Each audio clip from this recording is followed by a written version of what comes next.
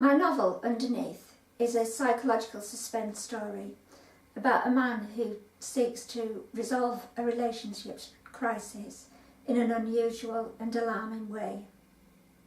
We meet the main character, Steve, in 3 different guises: as an ordinary man, in flashbacks to his childhood, and as a rather creepy criminal. I'm going to tell you a story about the novel with short readings from each of these versions of Steve. Let's start at the beginning.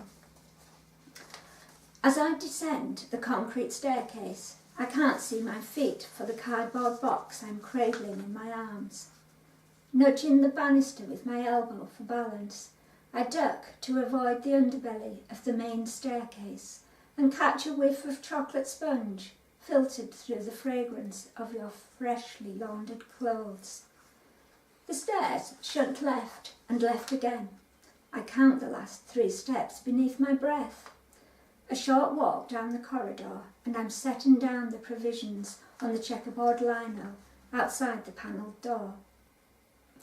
I put my eye to the peephole and flick the switch on the wall. Inside the room, the ceiling light beams on the grass-green carpet dotted with daisies and on the 360-degree mural in fiery sunrise hues. It picks out the lidded bucket in the far corner, and directly opposite the door, the double mattress marooned in a sea of discarded food packaging and dirty underwear. It traces the curve of your back where you lie beneath the duvet. The duvet veils your torso, your hands, your head, your hair, but it can't disguise the spasm in your shoulders as the light comes on, the flinch. There's an echoing jolt through my own body, and I have to back away for a moment while my pulse quells. When I look again, you're frozen in the same teasing posture, camouflaged by the quilt, apart from 1 foot peeping out the bottom, the enamelled nails a regal lapis lazuli. The bolts squeal as I drag them 1, 2, 3 into their casings. I shoulder your box of goodies and shove through the cream-coloured door. After 20 years roaming the world, Steve has resolved to settle down. He gets a job, buys a house, meets a gorgeous woman, and persuades her to move in with him. He can hardly believe his luck. He's especially pleased that, like him, Liesl doesn't want children. So life's perfect until she changes her mind about that. Now she's adamant that if Steve won't agree to start a family, she's moving out. At that point, we might empathise with Steve's predicament.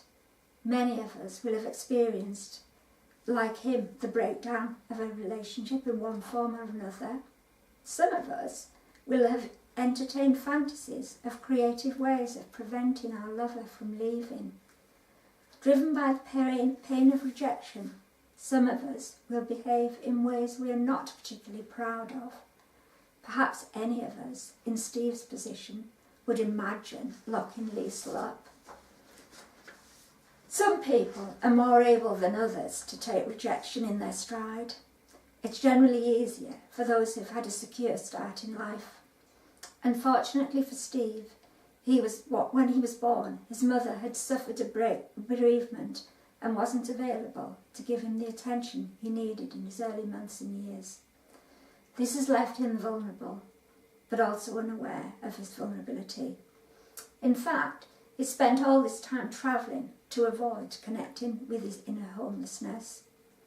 In this scene, we meet Steve as an unhappy little boy.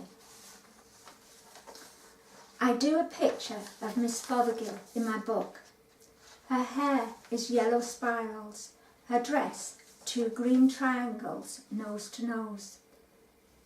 The twins are supposed to watch me, but they're outside playing a skipping game. I can hear their chanting through the kitchen window. Miss Fothergill says that if another child hurts you, you should tell a grown-up. It's not snitching, especially if they're bigger than you and ought to know better. I get down from the table and go out to the hallway. Our stair carpet is dark blue with pale blue discs and rings. I like to count them when I go up and down, but the number comes out different every time. I tell Mummy they're pictures of Saturn, but Celia and Polly say they're nothing at all. There are 3 doors at the top of the stairs, all painted light brown. My room, Mummy's room, the bathroom, the twins' room, with its stick-on, no boys allowed sign. I sit cross-legged on the floor outside Mummy's room and listen. Someone's crying inside. I push back my sleeve and examine my arm. It still prickles, but the marks have gone from where Celia jabbed me with the pin of my sheriff's badge. I think of when Mummy calls me my little man. I hear the bed springs creaking, but Mummy doesn't come out. I picture her lying on top of her continental quilt that's sprigged with lavender. She's clutching her hanky, her eyes rimmed with red. When my legs go dead, I shuffle downstairs on my bottom. I get up to 257 Saturns, and still Mummy doesn't leave her room.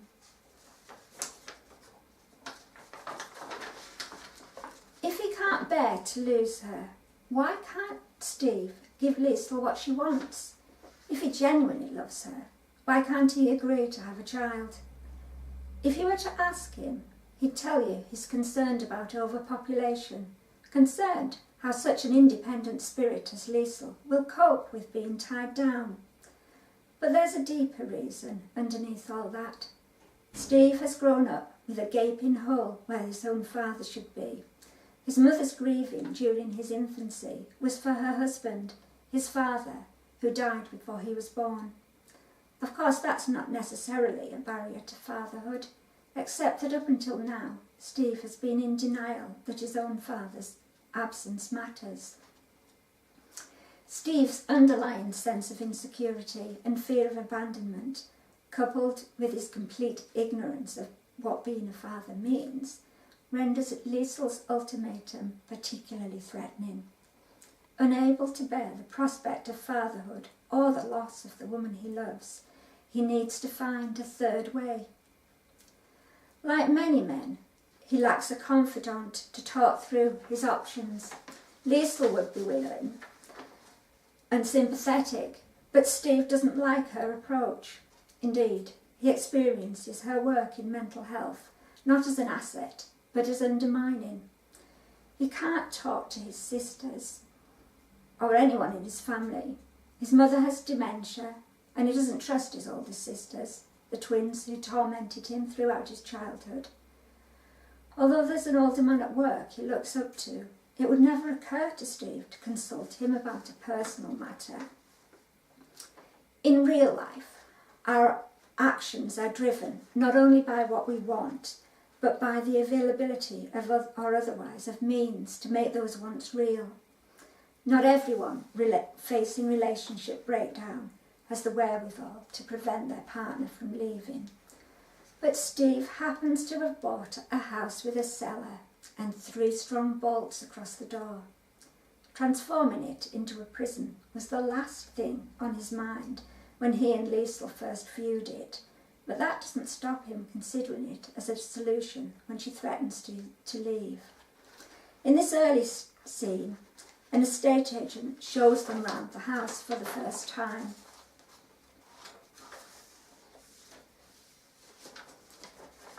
"What on earth did they keep down here?" said Liesl, peering blindly into the room. "It's like Fort Bloody Knox." The estate agent flicked the light switch and stood aside to let us pass. There wasn't a wick of sweat on her, as if composure were part of her training.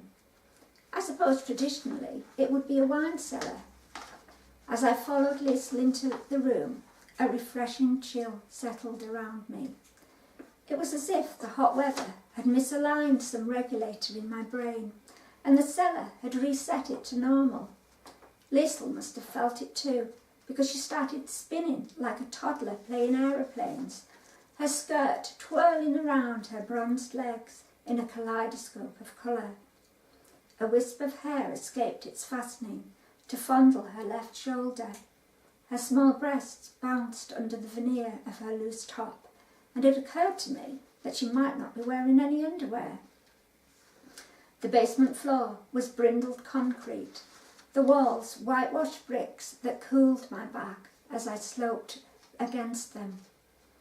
The estate agent stood plumb by the door, fiddling with her phone while Liesl danced. She was a fizz of mustard and indigo, vermilion and lime. She brought to mind some dancers I'd seen deep in the desert of Rajasthan, jingling bangles, swirling saris and nose rings glinting in the sun. For a moment, I lost all sense of where I was, who I was, or when. I bent my knees and slid my back down the wall till I was squatting on my heels. Liesl stopped dancing and yanked me to my feet. "You like it?" She smiled and turned me round, patting the back of my t-shirt. White flakes fluttered to the floor like dead skin. "Can't take you anywhere," she said. Her touch vibrated through my body, a plucked guitar string settling to quiet. The estate agent squeezed her clipboard against her bulging belly. "Fabulous, isn't it?" Liesl shrugged. "But what's it for?" "A space like this could lend itself to all kinds of possibilities. If you're musical, you could have yourselves a soundproofed practice room, or get it fitted out as a designer kitchen. It's twice the size of the one upstairs." "I couldn't imagine slaving over a stove in a room with no window," said Liesl. I couldn't imagine Liesl slaving over anything, but I could picture her at an easel with a palette of paints. Could be a studio. The estate agent smoothed her hand across her bump. "It would make an ideal playroom if you were planning on having children." My stomach lurched, but Liesl didn't falter. "I haven't the slightest intention of reproducing." "You can't justify it, can you, when the planet's already bursting at the seams?" I reached out, let my fingers glance her clammy forearm. Liesl didn't shy away. The estate agent raised an eyebrow and gestured towards the door. "Anything else I can show you?" Liesl squeezed my hand as we crossed the room together. Whether her display of affection was for my benefit or the estate agent's, I couldn't say. But I knew what I wanted. After 4 decades and as many continents, I was heading for home. So, underneath is the story of this room's transformation into a prison, alongside Steve's transformation into a criminal and the consequences of that. Is it the solution to his problems or the catalyst for even more? This is Underneath by Anne Goodwin.